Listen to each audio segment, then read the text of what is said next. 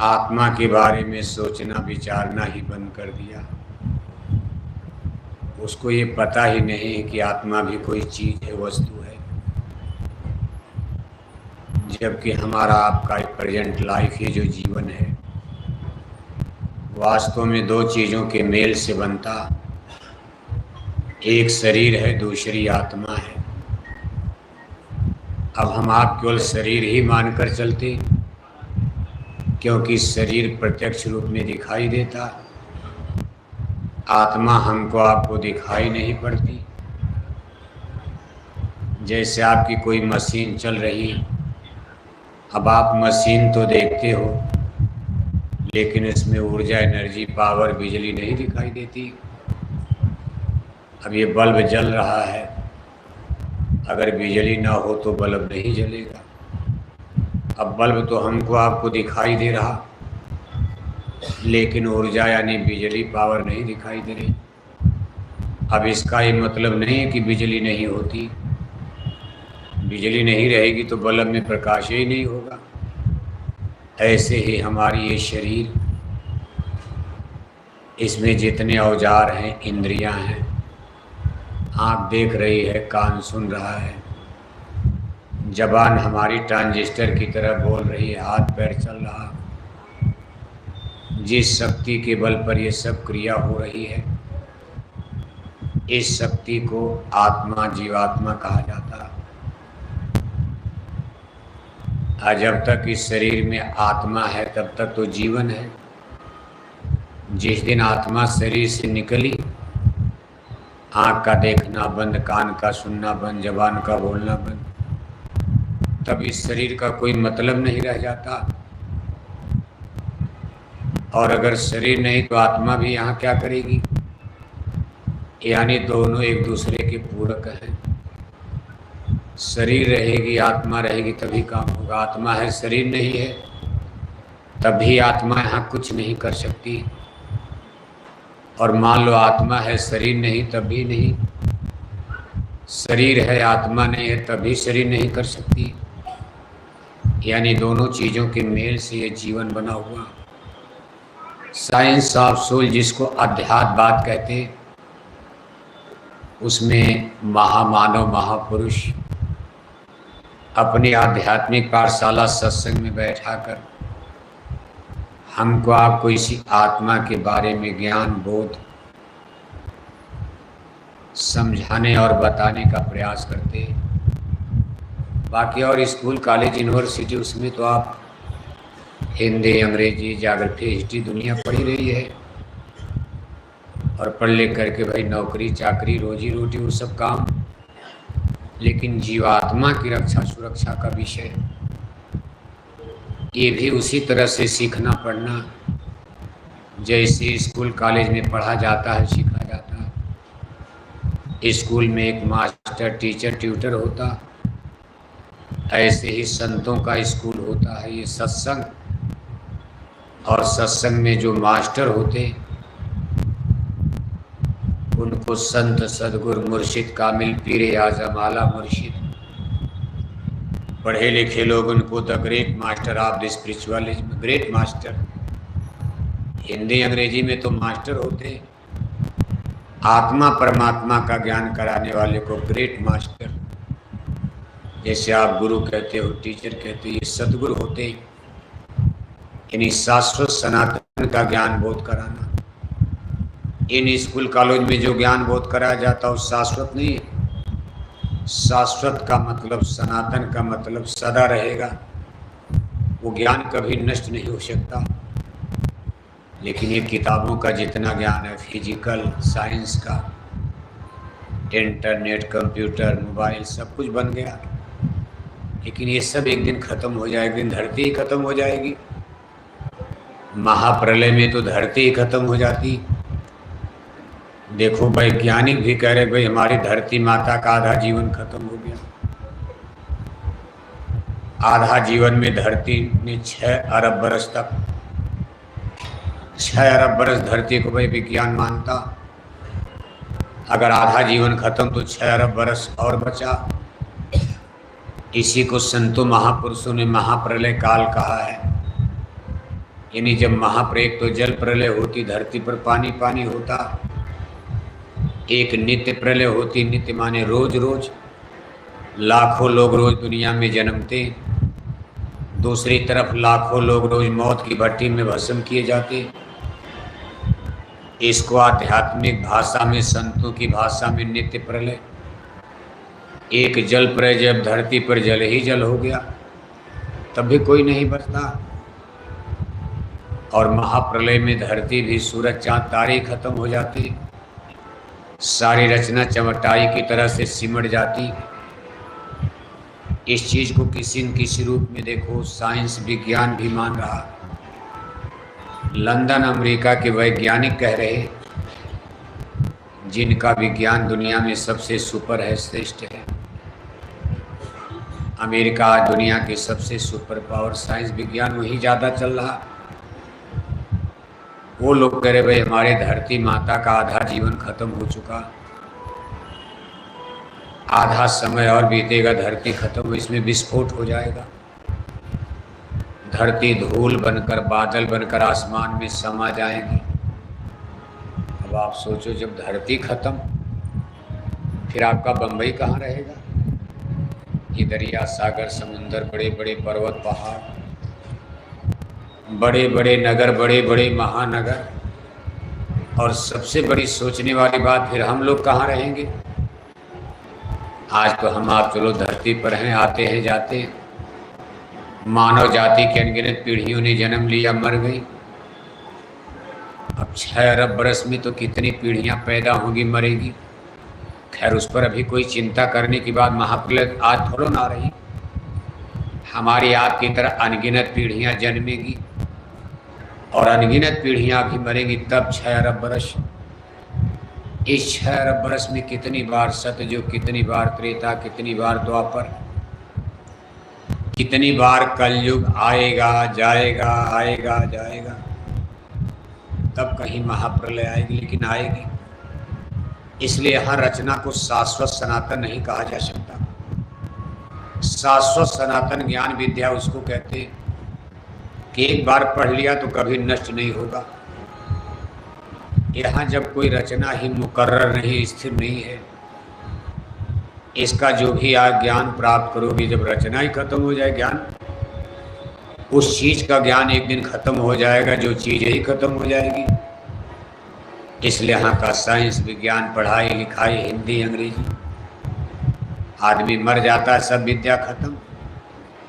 लेकिन आत्मज्ञान जिसको कहते, साइंस ऑफ सोल, संत महापुरुष कहते भाई हम न मरे, मरी हैं संसारा।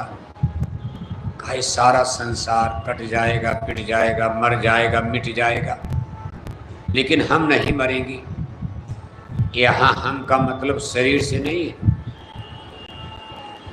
अब इतना तो सब जानते भाई, शरीर मर जाएगा, जल जाएगा, आग में जल जाएगा, एक दिन आग में जलकर मुट्ठी भर राख बन जाएगा, मिट्टी मिट्टी में मिलकर मिट्टी बन जाएगा। तो जिन्होंने ये वाणी लिखा है कि हम न मरे, मरी हैं संसारा, संसार भी मर जाएगा, धरती मिट जाएंगे सब, लेकिन हम नहीं मरेंगे।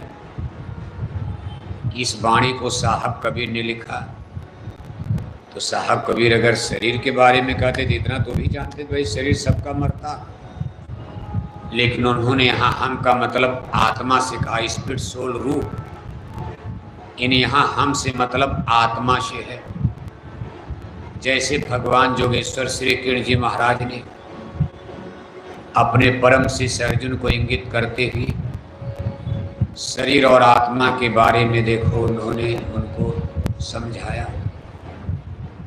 दोनों का अलग अलग अर्थ, भावार्थ, इसकी एनालिसिस किया, विश्लेषण किया, इसको एक्सप्लेन किया।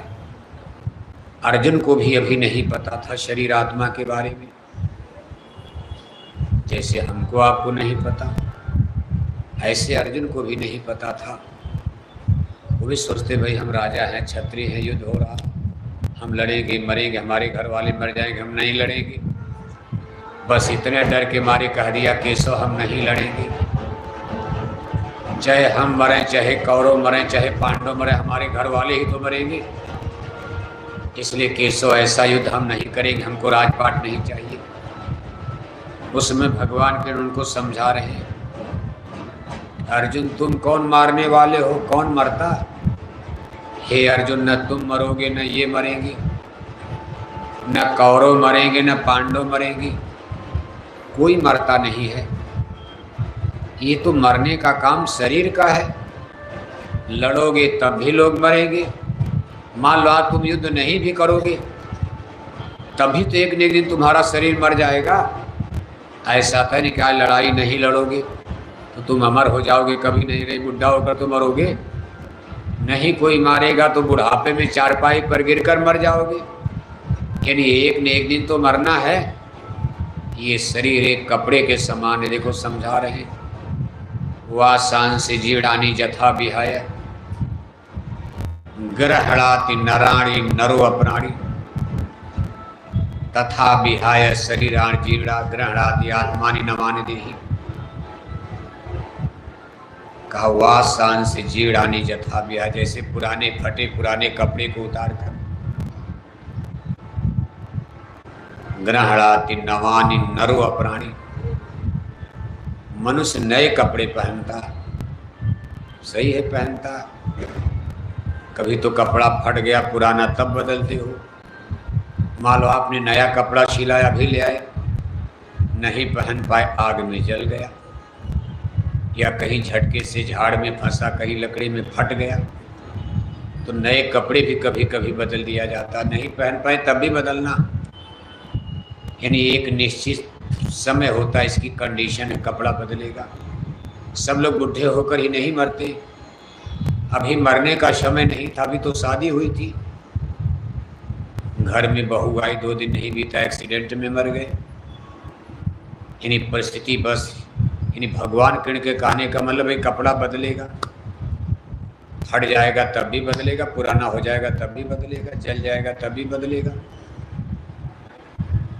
जैसे कपड़े बदलकर हम दूसरे कपड़े पहनते, ऐसे एक निश्चित टाइम पीरियड के बाद हमारी स्पिरिट, हमारी आत्मा, एक देही माने शरीर, एक शरीर को त्याग कर दूसरी शरीर को धारण कर लेती है। जहाँ तक आत्मा का सवाल है, उसके लिए देखो भगवान श्री कृष्ण करें, नैनम छिन्दन्ति शस्त्राणि नैनम दहति पावका न चैलम क्लेदियंतापर न स्वसित मारता। हे धनंजय, हे अर्जुन, जहाँ तक आत्मा का सवाल है, इस आत्मा को न तो कोई हथियार काट सकता, न अग्नि जला सकती, न पानी गला सकता, न हवा इसको सोख सकती। उनके कहने का मतलब कि आत्मा कभी नष्ट होती नहीं, कभी ये विनष्ट नहीं होती, कोई मार नहीं सकता, काट नहीं सकता। शरीर मर जाएगा, आत्मा जैसे पिंजड़ा टूट गया, पक्षी उड़ गया, पेड़ गिर गया, पेड़ की डाल से पक्षी उड़कर दूसरे डाल पर बैठ जाता, ऐसे ही शरीर गया, आत्मा निकली। आत्मा निकल कर जाती कहाँ है? दूसरा प्रश्न, अगर मान भी लिया जाए भाई चलो शरीर आत्मा, शरीर को तो हम जान रहे भाई, हम लोग यहाँ जला देते, अपने दादा दादी माता पिता सब ने, कितने लोगों को आपने भी जलाया होगा, जलते देखा होगा। लेकिन आत्मा, उसका ठौर ठिकाना मरने के बाद होता क्या? इसका ज्ञान और बोध देखो संत महापुरुष कराते हैं। उनके पास अंतर्दृष्टि होती, किताब पढ़कर नहीं, किताबें तो महात्मा ही लिख कर गए। उन किताबों में जगह जगह बयान किया मौत के बाद क्या होता। जिनके पास अंतर्दृष्टि होती है, अंतर्दृष्टि के द्वारा अंतर जगत में झांक कर वो देखते हैं कि जीव माँ के गर्भ में कैसे उतर रहा, बिल्कुल फोटो दिखाई देती। अब हम आपको आत्मा तो नहीं देख रहे, उनको दिखाई देती, आपको भी दिखाई देगी। इन्हीं शर्त है, अगर हमारे पास भी अंतर्दृष्टि हो जाए, आपके पास भी अंतर्दृष्टि हो जाए, तो अंतर जगत में किसी की आत्मा जा रही आप देखोगे। दादा मरकर कहाँ जा रहे, दादी कहाँ गई, दादा कहाँ गए, माता पिता, हमारे पुरखे पूर्वज कहाँ गए, वो लोग आप भी देख सकते हो। लेकिन किताब पढ़ करके आप कहोगे इन आँखों से नहीं कोई देख सकता। उधर देखने के लिए अंतर्दृष्टि, जिसको दिव्य दृष्टि, ज्ञान चक्षु, शिव नेत्र, तीसरी आंख कहा जाता, और जिसके खोलने के प्रयास में आप लगे भी हो। इसी अंतर्दृष्टि के द्वारा आत्मा, बल्कि आत्मा में ही वो दृष्टि आंख है, और उसी दृष्टि के द्वारा फिर देवी देवता, ईश्वर, भगवान, ब्रह्म, परम पिता, परमेश्वर, स्वर्ग, नरक सब दिखाई देगा। अब खुलेगी कि नहीं, कब खुलेगी कोई गारंटी तो है नहीं, कोई कोर्स भी नहीं है। अगर कोर्स भी है तो हमको आपको पता ही नहीं। इसका कोर्स है भजन और भक्ति का। जो ही भजन और भक्ति का कोर्स पूरा हो जाएगा, कोटा, बस आप परीक्षा पास हो गए, दिव्य दृष्टि खुल जाएगी। परीक्षा पास का मतलब गुरु खुश हो जाएंगे भक्ति से। कहा जो ही गुरु खुश हुए तो जो गुरु चाहें तो छिन में चढ़ावें, अगर गुरु चाह लें तो कोई देर नहीं है, आपको निकाल करके ले जाएंगे, दिव्य दृष्टि खुल जाएगी। लेकिन गुरु को प्रसन्न करना, खुश करना, कहा इसके लिए एक पढ़ाई पढ़नी होती है। संतों के दरबार में आकर के उस पढ़ाई को, कोर्स को भक्ति कहा गया। कहा भक्ति महात्म सुन मेरे भाई। बाबू साहब सो गए, काल से जाग रहे, हाँ जागते रहिए। मुसाफिर जागते रहना, नगर में चोर आते। चोर माया, माया महा ठगनी हम जाने।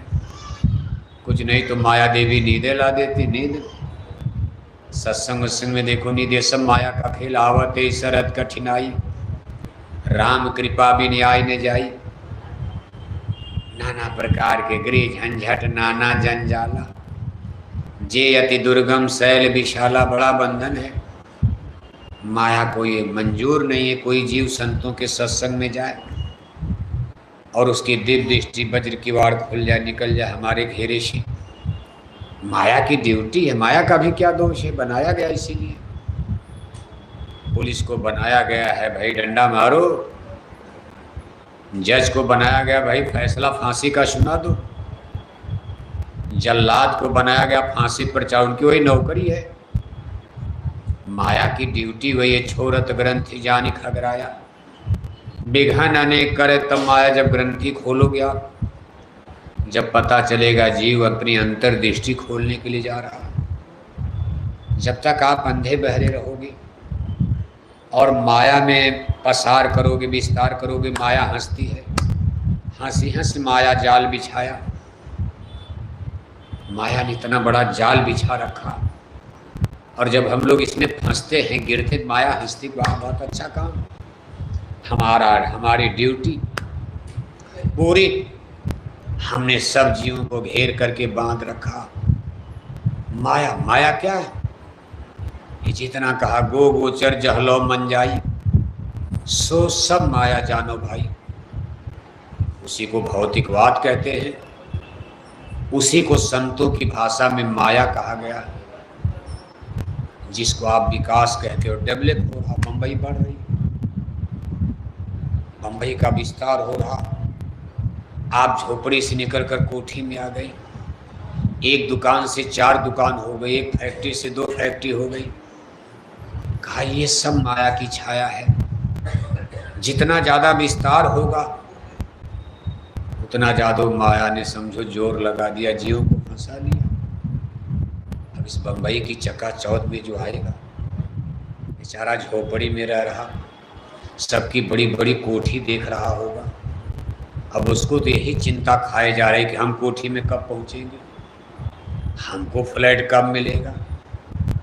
अगर उस सत्संग में यह भी आएगा तो यही कहेगा, हे गुरु महाराज, भजन भक्ति तो बाद की बात है, पहले हमको भी एक फ्लैट हो जाए, हम भी तो कुछ, हमारा भी तो स्तर विकास हो। हम कब तक फक्कड़ बनकर घूमते रहेंगे? कोई अपने को बर्दाश्त कर पाएगा झोपड़ी में? बताओ बम्बई में आकर। गांव में तो थोड़ा, गांव में नहीं बर्दाश्त कर पाते, पड़ोसी की कोठी बन गई। आदमी कहता भगवान हमारी कब बनेगी? पूजा पाठ तो बाद में किया जाए, पूजा पाठ उसी ने करता भी है कि भगवान दया करो हमारी भी तो बन जाए। बल्कि इसलिए कितने लोग तो इसलिए पूजा पाठ करते भाई हमारी बन जाए, पड़ोसी की गिर जाए, भगवान दया करो। आज धर्म का स्तर कितना नीचे गिर गया, कोई समझ रहा सत्संग? देखो एक दृष्टांत आता, भगवान शंकर का, शिव जी का एक पुजारी था। भगवान शंकर तो बड़ी जल्दी ये लोग खुश हो जाते हैं, वहां कोई मुक्ति उक्ति तो है ही नहीं, कठिनाई मुक्ति वाली है। एक दरोगा को, पुलिस को 1500 दोगे दोस्ती हो जाए, क्या फर्क पड़ता है? लेकिन एक मुख्यमंत्री, प्रधानमंत्री 10,000 रुपया में खुश हो जाएंगे, दोस्ती हो जाएगी ना। पुलिस वाले को तो थोड़ा मोड़ा चाय काफी पिलाओ 2-4 दिन, दोस्ती हो जाएगी, कुछ आपके काम धाम आ जाएगा। मुक्ति और मोक्ष उसके लिए तो अलग विषय ही है। ये देवी देवता 9 कोटि दुर्गा, 10 कोटि शंभु, 33 करोड़ देवता है जो लाव लश्कर देख रहे हो, ये तो नीचे के स्टाफ है, अधिकारी कर्मचारी। जैसे दरोगा से कुछ लोग दोस्ती हो गई, खुश। कितने लोग तो अपने वार्ड में किसी मामूली नेता से दोस्ती हो गई, खुश, भाई चलो कुछ नहीं तो जेल वेल की बात आएगी, नेताजी मदद कर देंगे। लेकिन किसी किसी की दोस्ती मुख्यमंत्री से, किसी किसी के प्रधानमंत्री से हो जाती। अब जिसकी प्रधानमंत्री से हो गई उसकी ऊंची गति हो गई। इसी तरह से देवी देवताओं की बड़ी लंबी फौज है, इनके पास मुक्ति उक्ति नहीं है, बड़ी जल्दी खुश होते, बड़ी जल्दी नाराज होते हैं। जिनके पास मुक्ति वो कभी नाराज नहीं होती, यही बात है, पहचान यही। मुक्ति है संतन के पाशा, मुक्ति सदगुरु के हाथ में है। इसीलिए संत सदगुरु कभी किसी जीव से नाराज नहीं होते। दुर्वासा ऋषि का नाम सुनते हो नाराज हो गए, छोटी बात को लेकर के जदवंशियों को श्राप दे दिया द्वारिकापुरी में, कहा भाई आपका सर्वनाश हो जाएगा, हो गया।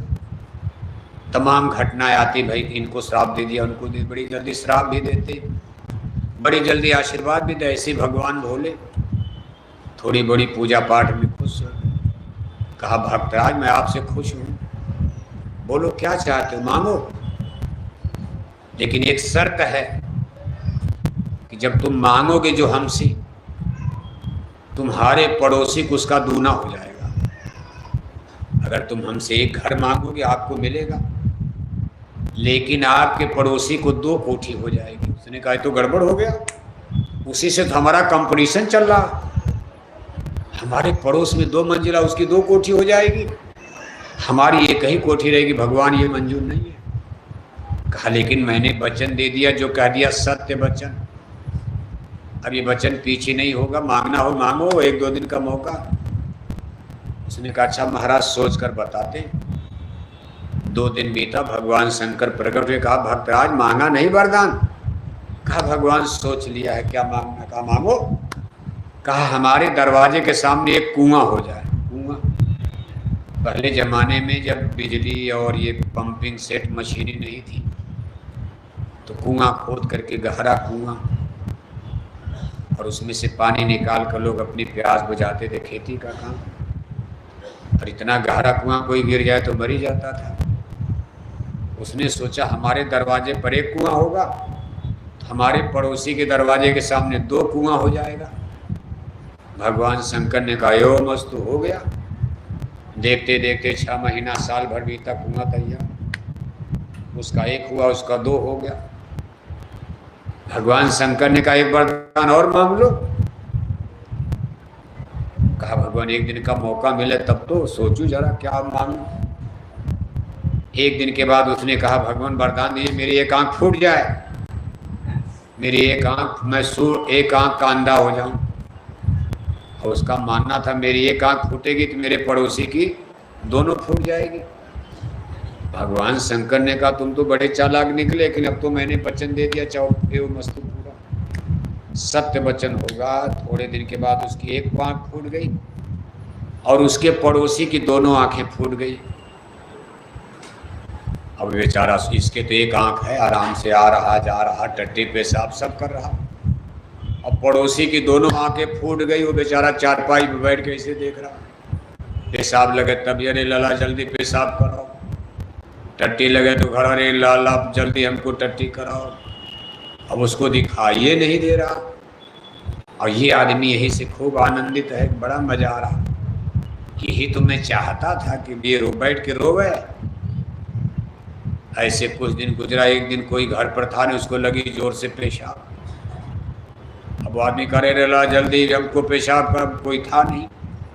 अब लाठी लेकर ठेकते हुए घर के बाहर निकला, और तब तक जाकर कुएं में धड़ाम से गिर गया। कुएं में अंधा आदमी।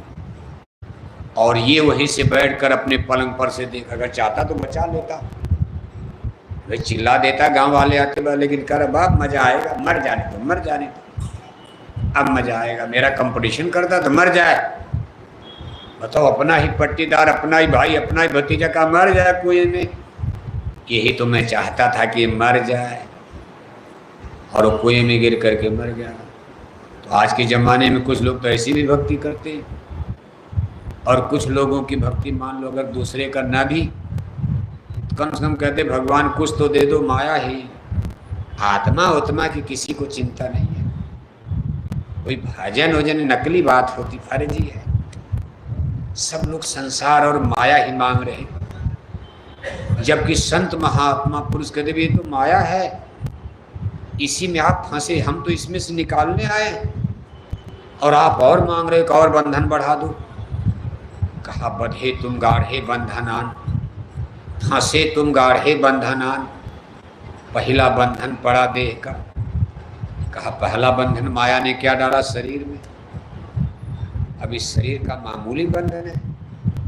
इस शरीर को खिलाने में, पिलाने में, जिलाने में, नहाने में, धोने में, तेल साबुन क्रीम पाउडर, सजाना बजाना, गहना महना, अगड़म बगड़म, बढ़िया धोती, बढ़िया साड़ी, बढ़िया गहना, बढ़िया जेवर, बढ़िया भोजन। बताओ इस शरीर के चक्कर में कितना समय आपका बीतता।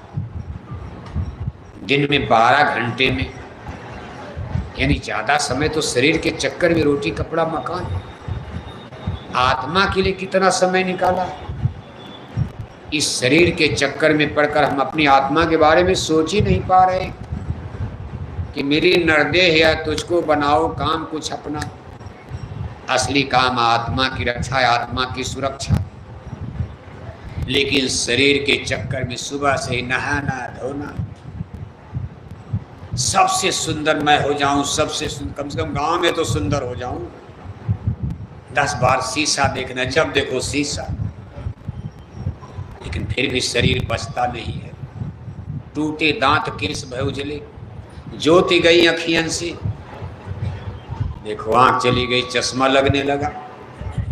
कोई चाहता है कि हमारा शरीर बुढ़ा हो जाए, गड़बड़ हो जाए, इसका आकर्षण और सौंदर्य खत्म। लेकिन क्या करोगे आप, जो होना होगा। आंख गई, चश्मा लगा, कान के बहरे हो गए, 32 दांत टूटकर जमीन पर गिर गए, चेहरे पर झुर्री पड़ गई, गठिया पकड़ लिया, बात पकड़ लिया, चारपाई पर आदमी गिर जाता। फिर बड़े बड़े डॉक्टर के पास आप, कान वाला डॉक्टर, अब आँख वाला डॉक्टर, फिर दांत वाला डॉक्टर, फिर टांग यानी पैर वाला डॉक्टर। तब तक बीपी हाई लो होने लगा, हार्ट वाला डॉक्टर। अब इतने डॉक्टर के बाद भी शरीर बचता है। बड़े बड़े ऑपरेशन, 2-2 लाख 10-10 लाख, हार्ट का ऑपरेशन, छाती फाड़ दिया। 6 महीना साल भर के बाद डॉक्टर कहता भाई अब इस बुढ़े का ऑपरेशन करना माने में खतरा है, मर जाएगा। उम्र 70 साल हो गई, अब क्या ऑपरेशन कराओगे, जाओ राम नाम सत्य है। बंबई का डॉक्टर भी नहीं बचा पाएगा। तो आखिर ये शरीर बंधन ही तो हुआ। हमने अपने जीवन का सब समय शरीर के लिए लगाया, और अपने शरीर को भी सुरक्षित नहीं बना पाए। भारी जवानी में शरीर रोगी हो गया, दुखी हो गया।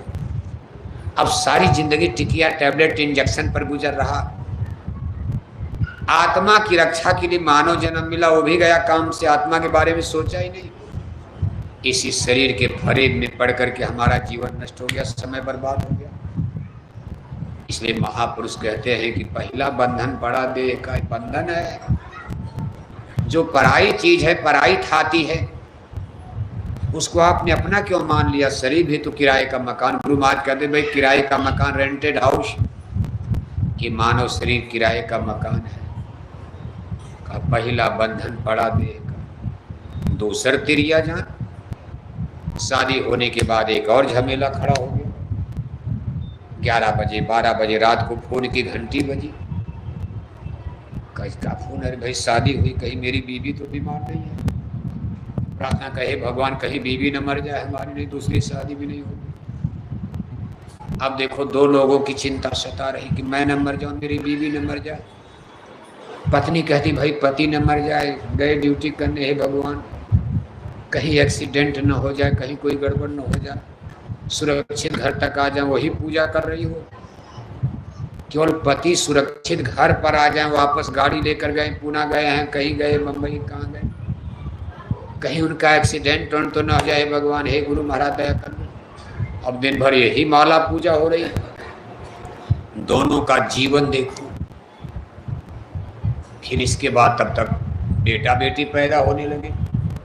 कहा तीसर बंधन पुत्र। देखो बंधन बढ़ रहा, और इसको हम आप क्या कहते भाई विकास हो रहा, हमारा डेवलप हो रहा। देखो हमारा संसार बस रहा। संत महापुरुष कहते ना ना ना, आप माया में फंस रहे हो, माया आपको फंसा रही है, यही तो बंधन आपको ले डूबेगा। तीसर बंधन पुत्र का जानो, और चौथा नाती मान। तीसरा बंधन बेटा पैदा हो गया। खुशी होते भाई कजली मंगल गीत सोहर गाए जा रहे, गांव भर लड्डू बांटा जा रहा। आगे चल कुछ समय बीतता है तो चौथा नाती मान, बेटे के बेटा पैदा हो गया, नाती पैदा हो गया। तब कहेंगे भाई खुशी मनाओ, हम ग्रैंड फादर बन गए। क्या बन गए बाबू साहब? क्या बन गए? Grand father. अरे भाई लड्डू खाओ, हम दादा हो गए। अब दादा को ये नहीं पता कि दाढ़ी बाल सफेद, मरने का समय आ गया। अरे नाती हो गया तो क्या मिलेगा? अपने बहू बेटे तो आपको तलाक दे दी, अपने बहू बेटे ने आपको इनकार कर दिया मानने से। रोज बहू डांटती है, फटकारती है कि भगवान बुढ़ा मर जाता, घर पवित्र होता, कौन रोड टट्टी पेशाब उठावे। अब नाती से क्या आशा करती जो अपने बेटा बेटी काम नहीं आ रहे। लेकिन यही माया है। कहा चौथा नाती मान, और नाती के फिर नाती हुए। बहुत से लोग ऐसे भी होते हैं 100 वर्ष से ऊपर उम्र गई तो नाती के नाती भी देखते हैं। यानी बेटे का बेटा, बेटा का बेटा, चौथी पीढ़ी में पहुंच गए। मुझ पर ताव देंगे, देख रहे हो हम अपना नाती पनाती देख रहे हैं। कहेंगे बाबा मरोगे क्यों? अरे बस अब सोच रहे हैं जरा नाती की भी बहू देख लें, बस मर जाए कोई बात। एक इच्छा यही है कि हमारे नाती की बहू आ जाए, जरा उसको देख लें। अरे देख करके क्या करोगे आप? ये संसार ही भूल भुलैया है माया का। कहा नाती के फिर नाती हुए तो फिर कहिए कौन ठिकाना।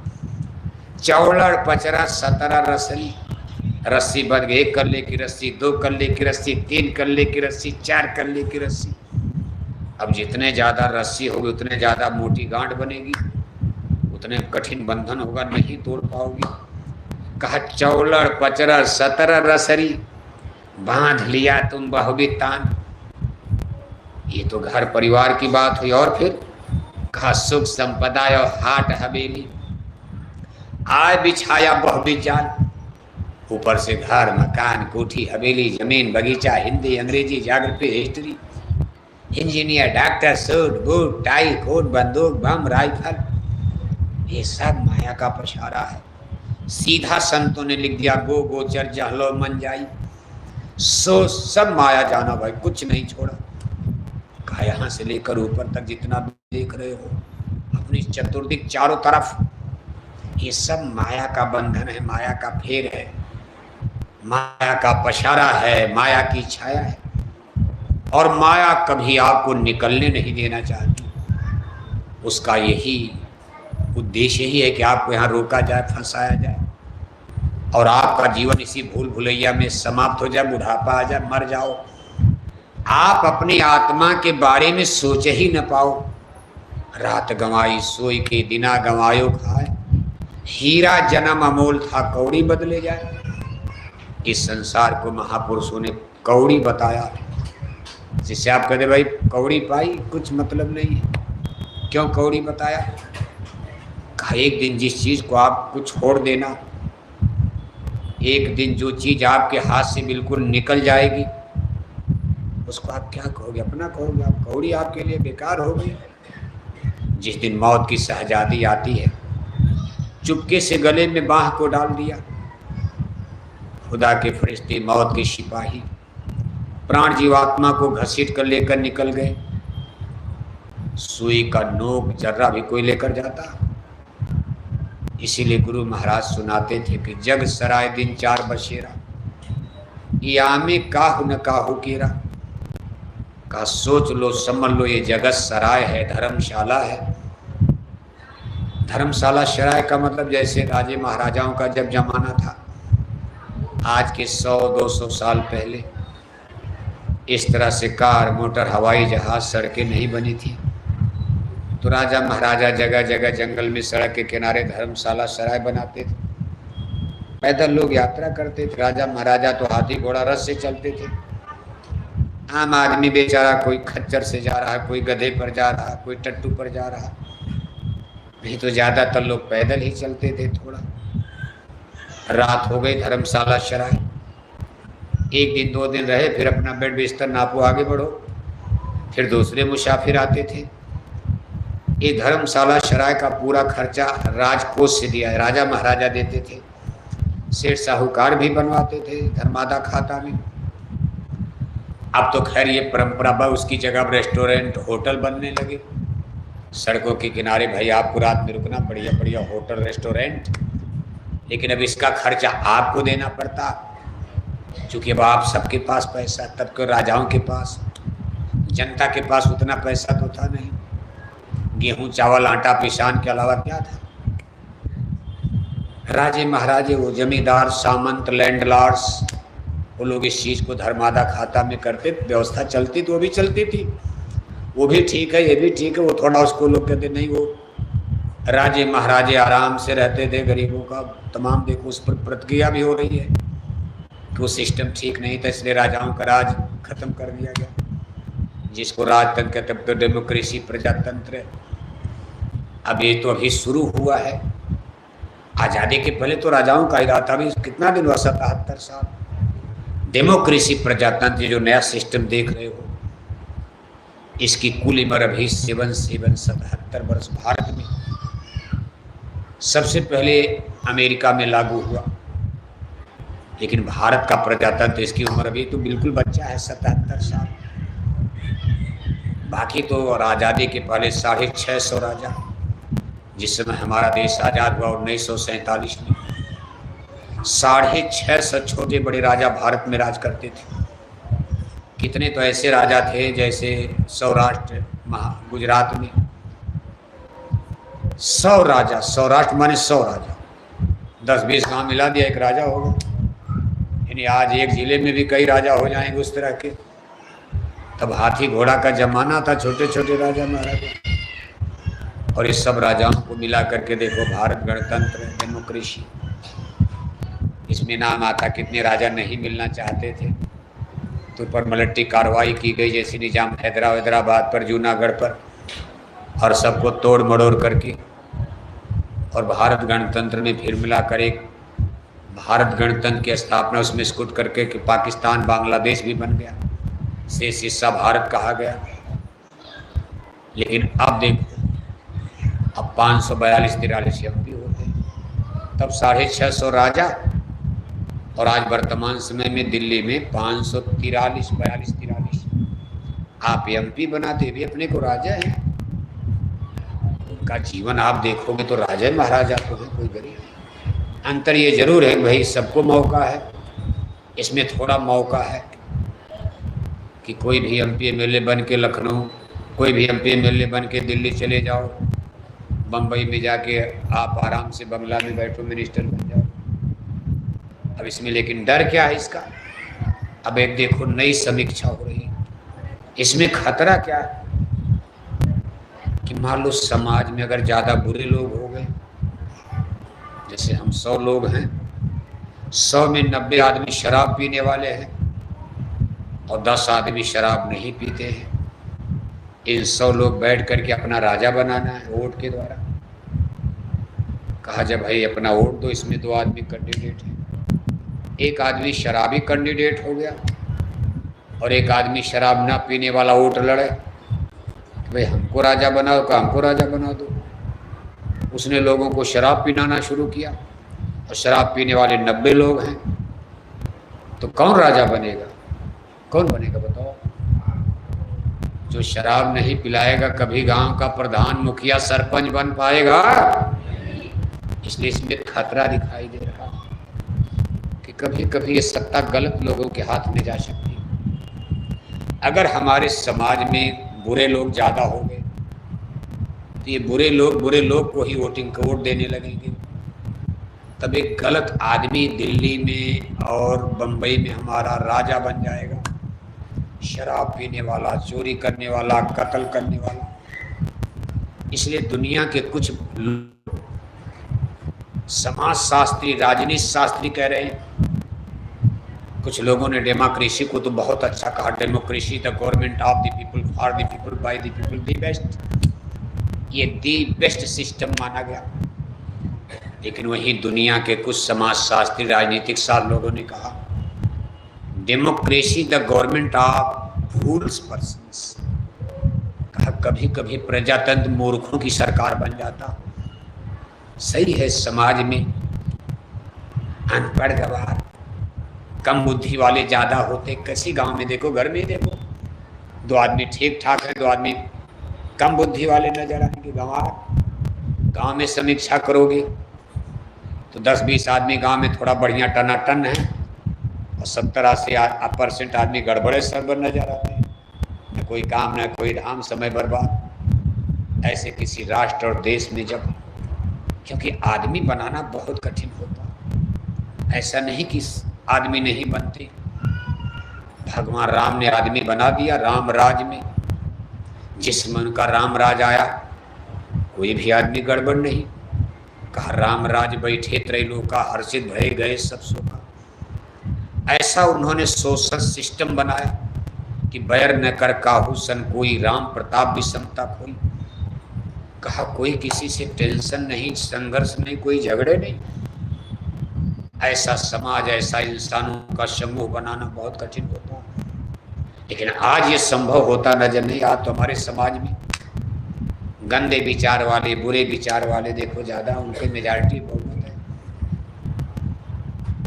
और ऐसे समय में अगर समाज को अच्छा बनाने की प्रक्रिया पर अगर हम आगे भी बढ़ते हैं तो इसके लिए सबसे ज़रूरी चीज़ है जिसको हम आप भूल रहे हैं, नहीं स्वीकार कर रहा कोई मानव समाज, चाहे महाराष्ट्र हो, चाहे गुजरात हो, चाहे बंगाल, चाहे बिहार, चाहे उत्तर प्रदेश। हमारे गुरु महाराज का मानना था, जय गुरुदेव मिशन का मानना, हमारे वर्तमान संस्था प्रमुख पूज्य हुजूर महाराज जी का मानना कि भाई हमारे अंदर अच्छे विचार कब आएंगे? जब हमारा आहार यानी खान पान शुद्ध होगा। शुद्ध आहार तो शुद्ध विचार। अगर हमारा आहार गंदा होगा तो विचार भी गंदे होंगे। अगर हमारा आहार यानी भोजन, डाइट्स, अगर आपका खान पान सात्विक होगा तो आपकी बुद्धि सतोगुणी होगी। अगर आपका भोजन रजोगुणी होगा तो बुद्धि रजोगुणी, अहंकार वाली। अगर आपका भोजन तमोगुणी है, शराब, कबाब, मांस, मदिरा, तो आपके अंदर हर तरह का दुर्गुण आने की संभावना है। पाप पड़ेगा कि नहीं पड़ेगा वो तो बाद में देखा जाएगा। एक मांस खाने वाले को मुक्ति मिलेगी कि नरक जाएगा कि स्वर्ग जाएगा, ये भी विषय अभी दूर का है, कोई इसको मानता नहीं। लेकिन हमारी सामाजिक संरचना में हम अच्छे नागरिकों को, अच्छे मनुष्यों का समूह, गांव में, परिवार में, समाज में इतने अच्छे मनुष्यों का समूह बना दिया जाए, अपने कल्याण की बम्बई की व्यवस्था को इतना सुंदर बना दिया जाए कि हमारी बहन बेटियां सोने चांदी के गहने पहनकर अकेले जंगल से रात में चली जा रही, किसी की हिम्मत न पड़े जो उनके शरीर पर हाथ लगा दे। इतना उत्तम महान विचार सबका बन जाए। अगर कोई रात में रास्ते में मिलता भी है तो हाथ जोड़कर कहे, देवी कहाँ की रहने वाली हो, कहाँ जाना चाहती हो, चलो हम आपकी मदद करके आपको हम घर तक पहुँचाएंगे। ऐसा मानव विचार, मानव संस्कार, ऐसे लोगों के चिंतन और व्यवहार अगर बन जाए, इसी का नाम रामराज है। भगवान राम ने बना दिया, लेकिन भगवान राम को बनाने में 14 बरस जंगल में ठोकर खानी पड़ी। अगर वो तुरंत अयोध्या में राजा बन जाते तो भगवान राम भी नहीं बना पाते। राजा बनने के पहले 14 बरस जंगल में तपस्या किया, फिर देखो उन्होंने बुरे लोगों का संहार किया, ऑपरेशन शुरू किया। इस ऑपरेशन में सबसे पहले अधर्म और पाप, बुराई के प्रतीक महाबली राजा रावण का उन्होंने वध किया, बल्कि उनके सारे भौतिक साम्राज्य को ही मिटिया मीट कर दिया, भस्मीभूत करा दिया। सोने की लंका को जलाकर भस्म कर दिया। सोने की लंका थी, बहुत मेहनत से बनाई गई थी, कोठी, हवेली, सड़क, सब कुछ बनाना। लेकिन भगवान राम ने कहा, ना ना ना, सोने के महल हैं, बड़ी सुंदर सुंदर कोठियां हैं, सब कुछ तो ठीक है, लेकिन इन कोठियों में पाप हो रहा है। ये कोठियां, घर मकान अशुद्ध हो चुके हैं, इसलिए एक बार इनका ऑपरेशन हो जाए, खत्म कर दो इसको। झोपड़ी ही अच्छी है, जहां माँ बहन बेटी की पहचान हो, आदमी की आंखों में लाज शर्म हया हो, आदमी की आंखों में पवित्र किरणें हो। भले आदमी झोपड़ी में रह रहा है, लेकिन सबकी आंखों में माँ बहन बेटी की पहचान हो, वही ठीक है। खत्म करो, फिर लंका बना लीजिए, एक बार नष्ट कर दो, कोई मोह नहीं। कहा भी होगा लोगों ने, प्रभु बड़ी मेहनत से बनाई गई, कितने रुपए इसमें खर्च हुए, कितनी पीढ़ियों ने मिलकर बसाया है। अरे का कुछ नहीं, फिर बना दिया जाएगा, नष्ट कर दो इसको। ये धरती अशुद्ध है, घर मकान अशुद्ध हो गए, इसमें रहने वाले लोग भी अशुद्ध है। आज आप बंबई में रहते हो, बहुत सुंदर लगता है, जो भी एक बार बंबई आएगा मोहित हो जाएगा। ये भारत का सबसे सुपर सिटी माना जाता। किसी जमाने में भारत का सबसे सुंदर बड़ा शहर कलकत्ता था। जब भारत में ब्रिटानिया हुकूमत, अंग्रेज आए, उस समय कलकत्ता भारत में, तब बम्बई डेवलप कर रहा था। लेकिन बड़ी जल्दी देखो इतना डेवलप किया बम्बई, क्योंकि समुद्र के किनारे था। और चूंकि लंदन अमेरिका के व्यापारी इधर से आते थे यूरोप की, कलकत्ता भारत के पश्चिमी तट, पूर्वी तट पर था और समुद्र से थोड़ा दूर है, इसलिए उन्होंने व्यापार के लिए बम्बई को चुन लिया। यूरोप के व्यापारियों ने, इतनी तेजी से बम्बई का डेवलप हुआ कि आज बम्बई भारत का सबसे सुपर सिटी बना है। आज कितने लोगों की रोजी रोटी चल रही है। यहाँ की कोठी हवेली देखकर सबके जबान से पानी आता कि हम भी यहीं बस जाएं। लेकिन अगर आप गौर से देखोगे, सुंदरता भी है, सोने की बम्बई है, सोने की, जैसे लंका सोने के, ऐसे आज भारत में बम्बई को सोने का कहा जाए तो अतिशयोक्ति नहीं होगी। सोना ही सोना है सब कुछ चारों तरफ, मिट्टी भी सोना है यहाँ। लेकिन संसार का कोई ऐसा पाप कर्म नहीं है, दुनिया में कोई ऐसा बुरा काम नहीं जो इन बम्बई की कोठियों में न होता हो। सड़क पर नहीं, इन बड़ी बड़ी करोड़ों अरबों की कोठियों में संसार का कोई ऐसा पाप कर्म नहीं है जो बम्बई में ना, गांव में नहीं हो रहा। लेकिन इतनी सुंदर बम्बई में पढ़े लिखे लोग सब इंटेलेक्चुअल हैं। यहाँ सब लोग कोई मूर्ख पागल नहीं है, देश विदेश के लोग आते, लेकिन अब कहने में शर्म आती है जितने बुरे पाप कर्म बम्बई में होते हैं। तो आप सोचो भगवान क्या सोच रहे होंगे। भाई ऐसी बम्बई से क्या लाभ जहाँ आदमी ही गड़बड़ हो जाए। घर मकान तो सुंदर बना, कोठी हवेली बनी, बढ़िया सड़कें, बढ़िया बंदरगाह, बढ़िया हेलीकॉप्टर, हवाई जहाज, सब कुछ है, लेकिन आदमी तो अच्छा बनाना है। और बम्बई अच्छा आदमी नहीं बना पा रही है। आज बम्बई की गली गली में आप घूमो, अब आप ध्यान नहीं देते हो। अगर आप घूम करके समीक्षा करो तो बंबई की गली गली में आपको पढ़ी लिखी बेटियां सूट बूट में और शराब पीती नजर आएंगी। गली गली में शराब पीने वाली, अनपढ़ गवार नहीं, पढ़ी लिखी अप टू डेट, इंजीनियर हैं, डॉक्टर हैं, बैंक में हैं, फौज में हैं, सब कुछ, बड़ी बड़ी कोठी हवेली में रहती, लेकिन दारू और शराब पीती बेटियां। अभी गांव में ऐसी हालात नहीं है, लेकिन बंबई की सड़कों पर गली गली में बेटियां शराब पी रही। कभी आपने इस पर विचार किया है? अगर भारत पर बेटियों ने शराब पीना शुरू कर दिया, कभी भगवान राम का राम राज्य भारत में आ पाएगा? अगर बेटियां शराब पीने लगेंगी, कभी सनातन धर्म की रक्षा हो पाएगी? बेटियां शराब पीने लगेंगी, कभी करप्शन, बुराई, व्यभिचार, भ्रष्टाचार दूर होगा? बेटियां शराब पीने लगेंगी, कभी अच्छे समाज का निर्माण हो पाएगा? बेटियां शराब पीने लगेंगी, कभी भारत विश्व गुरु बन पाएगा? बेटियां शराब पीने लगेंगी, बूढ़े माँ बाप की इज्जत आबरू पगड़ी बचने वाली है, बचेगी इज्जत। लंदन अमेरिका का बात अलग है। लंदन अमेरिका यूरोप में तो बेटियां हजारों बरस से शराब पीती, इसलिए उसको भोग भूमि कहा गया। लेकिन भारत की धरती धर्म भूमि है, कर्म भूमि है। भारत की धरती पर अगर बेटियां शराब पिएंगी, ईश्वर नाराज हो जाएंगे, क्योंकि यहाँ भगवान भी जन्म लेते हैं। भगवान ने जितनी बार जन्म लिया, भारत में जन्म लिया।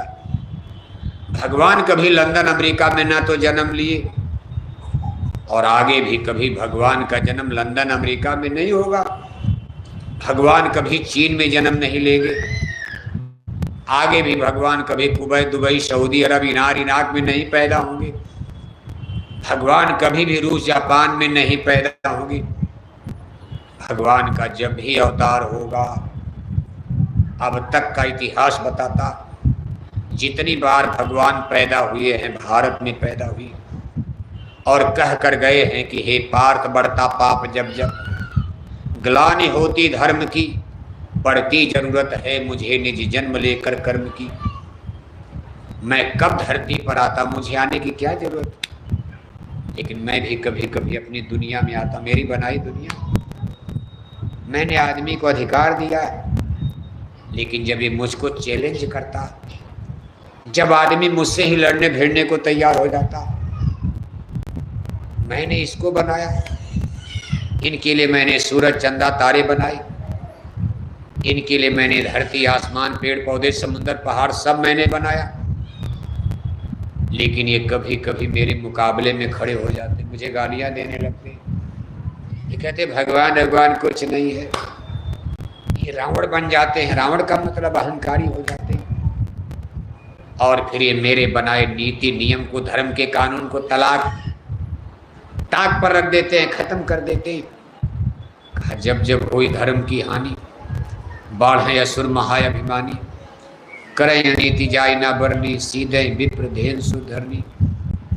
बाढ़ है खल बहुत चोर जुआरा, जे लंपट पर धन परदारा, मानय मात पिता नहीं देवा, साधुनते करवावें सेवा, करें मोह बढ़ द्रोह परावा, राम कथा सत्संग न भावा, जिनके यह चरण भवानी, ते निश्चर समझानो प्राणी। तब तब धर प्रभ विविध शरीरा, हरें कृपा निसज्जन पीरा, असुर मारि थापै सुरें राखें निसुर सेत, जग विस्तार विसज्जस राम जन्म का हेतु। यही बात देखो गीता में भगवान के ने कहा, यदा यदा ही धर्मस्य ग्लानिर्भवति भारत, अभ्युत्थानमा धर्मस्य तदात्मानं सृजाम्यहम्, पारित्राणाय साधूनां विनाशाय च दुष्कृतां, धर्म संस्थापनार्थाय संभवामि जुगे जुगे। जुगे जुगे कहा हर युग में जब भी यहाँ जरूरत पड़ेगी मैं जन्म लूंगा, और जब भी मैं जन्म लूंगा कर्म भूमि भारत में। इसको प्राचीन काल में जम्बूद्वीप, सिंघलद्वीप, आर्यावर्त, ब्रह्मावर्त, भारत नाम तो बहुत बाद में पड़ा। महाराज दुष्यंत के पुत्र भरत हस्तिनापुर में राज करते थे। राजा भारत के नाम पर भारत नाम पड़ गया। दिल्ली के पास हस्तिनापुर अब तो खंडार बन गया। उसके पहले त्रेता द्वापर में इसका नाम जम्बूद्वीप, सिंहलद्वीप, आर्यावर्त, ब्रह्मावर्त। और इसमें आर्यावर्त क्षेत्र क्या है? हिमालय से लेकर सतपुड़ा पर्वत के बीच में। सतपुड़ा पर्वत ही महाराष्ट्र मध्य प्रदेश के बीच से जाता आर्यावर्त क्षेत्र है। इधर द्रविड़ क्षेत्र बोला जाता सतपुड़ा के दक्षिण, जिसमें महाराष्ट्र का हिस्सा, केरल, तमिलनाडु, कर्नाटक, आंध्र प्रदेश, तेलंगाना, कुछ उड़ीसा का हिस्सा। अब ये सब प्रदेश तो आज बनाए गए हैं आजाद भारत में। प्राचीन काल में सतपुड़ा के दक्षिण द्रविड़ देश और उत्तर के हिस्से को आर्यावर्त देश कहा जाता।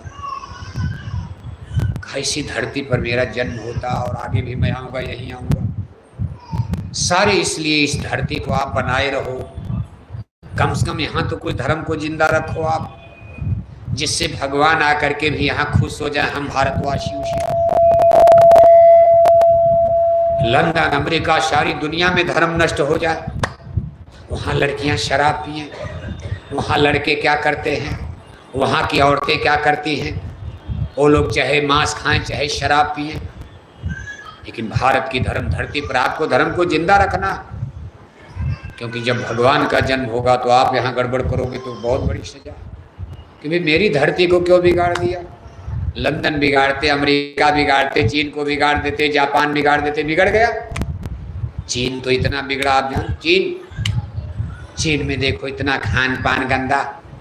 ये जो लाल चींटी देखते हो, लाल रंग का चींटा, लाल रंग, काला नहीं लाल रंग का, इसका चीन में लोग अचार बना के खा जाते हैं। तो बगल में है चीन, भारत के बगल में, उस हिमालय के उस पार। लाल चींटे का अचार, जैसे आंवला का अचार, आम का अचार आप बनाकर जार पे रखते हो, महीने खाते हो, खराब नहीं होता। चीन के लोग लाल चींटे का अचार बना के खा जाते हैं। वो लोग जंगल में कुत्ता मार के जंगल में भून कर खा जाते, नमक डालकर। सर्प मार कर खा जाते, जहरीला भाग काट करके फेंक दिया, उसकी गर्दन बूढ़ी, जंगल में भून कर नमक में डाल के खा जाते, सर्प भी खा जाते। लेकिन ये भारत की धर्म धरती है, यहाँ सत्य, हिंसा, परमो धर्म का संदेश रामायण गीता दे रही। आपके महाराष्ट्र में भी जितने संत महात्मा ये रामायण गीता के अलग नहीं गए। संत नामदेव जी महाराज, संत तुकाराम जी महाराज, समर्थ गुरु रामदास जी महाराज और भी तमाम, इन सब लोगों ने वेजिटेरियन लाइफ सिस्टम, हमको आपको शाकाहारी धर्म का संदेश दिया। दुनिया भले मांसाहारी धर्म को स्वीकार कर ले, लेकिन भारत की धरती पर जिनका जन्म हुआ है उनको शाकाहारी धर्म पर चलना चाहिए। भगवान राम शाकाहारी थे, भगवान कृष्ण शाकाहारी थे, वो लोग भगवान भी थे और हमारे आपके पूर्वज भी कहे जाएंगे। हम लोग उन्हीं के वंशज हैं, उन्हीं की संतान हैं। इतने बड़े संसार में इतना बड़ा ज्ञान देकर गए, लेकिन उन लोगों ने कभी जीवन में मांस नहीं खाया। भगवान राम कोई मांस खाते थे, मछली खाते थे। भगवान के माखन चोर नाम उनका पड़ता। आपके बम्बई में देखो दही हांडी का त्योहार जन्माष्टमी में मनाते हो, और कहते भाई माखन चोर आया, गाना गाते हो माखन चोर आया, हांडिया। इसी तरह गोपिकाएं गोकुला में जब भगवान के नंद बाबा के यहाँ रहते थे, यशोदा के यहाँ, गोपिकाएं अपना दही मट्ठा मक्खन ऐसे ऊपर हड़िया में टांग कर, शिखर जिसको कहते, पहले रस्सी बना ऐसे लोग, अब तो बड़े बड़े फ्लैट, तब कच्चे मकान थे, ऐसे लगा के रस्सी पर टांग दिया जाता था। भगवान कृष्ण ने अपने दोस्त उद्धव वगैरह को, उद्धव उनके दोस्त सबसे बुजुर्ग, सबसे उम्रदराज उद्धव थे। 10-5 लोगों की गोल लेकर के अपना पहुंचते थे। जैसे गोपिकाएं गई खेत में काम करने, कहीं चली गई बाहर, तब तक अपनी गोल लेकर के भगवान के घुस जाते थे। बचपन जवान हुए तब तो चक्र सुदर्शन उठा लिया, पापियों के नाश में लग गए। लेकिन बचपन उनको बिताना था। वो तो बचपन में ही नाश कर सकते थे, भगवान को यहाँ आने वहीं से नाश कर देते। अरे यहाँ उनको जन्म लेने की क्या जरूरत थी गाय चराने की, वहीं से नष्ट कर देते। उनका धरती मैंने बनाया, जब चाहे बिगाड़ दे। एक भूकंप आ जाए, समुद्री तूफान आ जाए, बंबई खत्म हो जाएगी। लेकिन उन्होंने कहा ना ना, मैं ऐसे नहीं करूँगा, पहले आके समझाऊंगा, नहीं तो मुझे दोष लग जाएगा। मैं बनाता हूँ, मुझे दया आती है मारने में। जब ये नहीं मानेंगे तब जो कुछ होगा देखा जाएगा। इसलिए लीला करते आकर के अपना कुछ यहाँ कर्म करते हैं, दिखाते। देखो ऐसे ही नीचे खड़े हो गए तो ऊपर खड़े, फिर ऊपर खड़े हो गए। जैसे हड़िया में आप देखते हो नीचे ऊपर खड़े होकर शिकार अगर ऊपर, लोग छोटे छोटे उम्र के बच्चे थे, कभी कभी गिर जाते थे, चोट भी लग जाती थी। कभी कभी उतारा तो हंडिया फूट भी जाती थी, तो उसी दही को खाने लगते थे जल्दी जल्दी। और मान लो चढ़े तब तक गोपिकाएं आ गई घर में, खटखटाया दरवाजा, कौन घुसा घर में, अरे कान्हा आ गया, चोर आ गए, चोर आ गए। तो जल्दी जल्दी गिर करके चोट लगती थी, भागते थे लेकर के। उसी का त्योहार आप जन्माष्टमी में मनाते, माखन चोर आया, माखन चोर। इन्हीं भगवान के दही और माखन के लिए चोरी भी की, लेकिन कभी मांस नहीं खाया, मछली नहीं खाया। हम लोग उनके वंशज हैं, इसलिए दुनिया के धर्म भले मांसाहारी हो जाएं, भारत का सनातन धर्म शाकाहारी है, सत्य अहिंसा परमो धर्म है। सभी धर्म इसी सनातन धर्म से किरण के रूप में निकले, जिसमें कृष्ण अवतार हुआ। दुनिया में एक धर्म था, वैदिक धर्म। वैदिक धर्म वेदों के ज्ञान पर आधारित धर्म को वैदिक धर्म कहा जाता। वेदों की संख्या 4 बताई गई, सामवेद, ऋग्वेद, यजुर्वेद, अथर्ववेद। 5000 वर्ष पहले जब कृष्ण अवतार हुआ है, जब जदुवंश कृष्ण अवतारा, हुई हैं हरनि धरनि अगभारा। संसार के पाप ताप को मिटाने के लिए सगे मामा कंस की जेल में मथुरा में योगेश्वर श्री कृष्ण जी महाराज ने जब अवतार लिया, जन्म लिया, उसमें सारे संसार में केवल एक धर्म था। आप आश्चर्य कर सकते हो, क्योंकि आप वर्तमान देख रहे हो, पीछे का कोई इतिहास, लिखित इतिहास नहीं मिलता। जो रिटन हिस्ट्री है, history of India, history of world, चाहे भारत का इतिहास, चाहे विश्व का इतिहास, ये कुल मिलाकर 3-3.5 साल का है। उसके पीछे इतिहासकार लोग कहते भाई पाषाण युग था, पत्थर वाला, जंगल में लोग रहते थे, ऐसा 3000 साल पहले। और यहाँ अध्यात्मवाद क्या कह रहा कि 5000 वर्ष पहले तो कृष्ण अवतार हुआ है, लोग जंगल में महल में रहते थे। भारत में 5000 वर्ष पहले राजाओं की जगह जगह महल बने हैं। पाकिस्तान में सिंधु नरेश, सिंधु नदी के उस पार सिंधु नरेश, महाराज जयद्रथ का राज चल रहा। जहाँ आज अफगानिस्तान है, गांधार नरेश, शकुनी का राज चल रहा अफगानिस्तान में। जहाँ आज ईरान इराक बना, उसको कैकय देश कहा जाता। जहाँ की महारानी कैकेयी, अयोध्या के राजा दशरथ से शादी हुई। इसलिए इतिहास कोई सही जानकारी, तथ्य नहीं दे पा, उस पर उलझन है, सस्पेंस बना, बार बार उस पर टोका टोकी भी हो रही। लेकिन कुल मिलाकर 5000 वर्ष पहले तो राजाओं के महल खड़े भारत में चारों तरफ। इतना जरूर है कि तब लंदन अमेरिका का कोई इतिहास नहीं मिलता जिसमें कृष्ण अवतार हुआ है। उसमें लंदन अमेरिका में क्या होता था, जैसे आदिवासी कोल भी जंगल में रह रहे हैं, जंगल में गरीब लोग, जैसे आदिवासी कोल भी जंगल में, ऐसे जंगल पहाड़ में, यूरोप अमेरिका में। सारी दुनिया की कल्चर संस्कृति भारत के इर्द गिर्द नाचा करती थी। संसार यही था डेवलप। और त्रेता युग में उसका केंद्र अवधपुर अयोध्या था, जहाँ राम अवतार लाखों वर्ष पहले। और पीछे चलोगे तो लाखों वर्ष पहले भारत में राजाओं के महल दिखाई देंगे, जिसको राम राज्य, राजा राम अवध राजधानी। लाखों वर्ष पहले अयोध्या संसार का सबसे सुपर पावर। जैसे आज आपसे पूछा जाए दुनिया की सुपर पावर, तो अमेरिका सामने आता, लेकिन लाख वर्ष पहले संसार की सुपर पावर अयोध्या। लेकिन जब द्वापर युग आया है तो ये सुपर पावर हस्तिनापुर चली गई। हस्तिनापुर और फिर वही देखो विश्व युद्ध हुआ कुरुक्षेत्र मैदान में, वहीं से भारत छिन्न भिन्न हो गया। 5000 साल के बाद भारत छिन्न भिन्न टुकड़े टुकड़े होता है। एक भयंकर घटना द्वारिकापुरी में होती है, 56 कोटि यदुवंशी कटे मरे। इसके बाद ये लोग फिर इधर उधर भागदड़ मचती है, यहीं से भाग करके पश्चिम दिशा ईरान इराक जिसका आज नाम पढ़ते हो सब, ये सब लोग वहाँ गए एक नया धर्म। और जब फिर भारत में लौटे, कुछ दिन बाद ये भारत पर लौटे तो आक्रमणकारी हो गए, अटैक गया, भारत नया धर्म लेकर आए।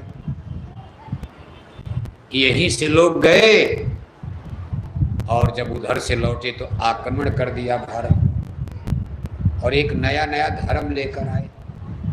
कभी मुसलमान धर्म है, यहूदी धर्म है, ये ईसाई धर्म है, ये धर्म वो धर्म, लेकिन सब धर्म भारत से ही निकला।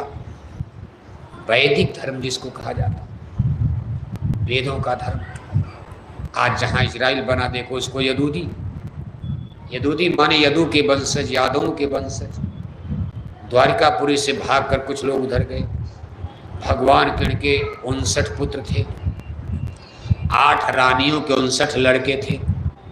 जब यदुवंशियों का झगड़ा हुआ तो उनके कई दर्जन पुत्र उसमें मार दिए गए, लेकिन कुछ बच भी गए थे। उन्हीं के कुछ लोग बच करके और जाकर के मिस्र में एक स्टेट कायम किया। मिस्र